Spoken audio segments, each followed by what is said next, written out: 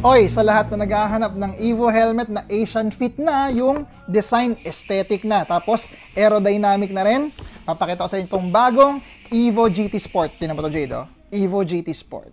Bagong-bagong shell ni Evo. Ngayong August 8 lang ni-release.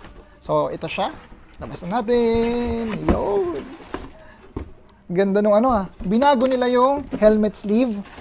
Siyempre, may kasamang clear visor palagi. Open natin. Ang isa kasi sa mga negative sa akin sa Evo na mga previous design, ang lalaki ng shell nila.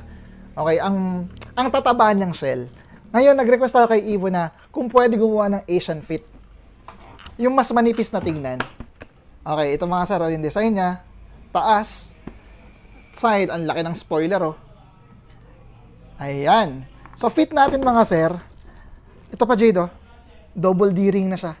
Hindi na siya yung quick release katulad dati. Kaya ang size ko ay saktong-sakto.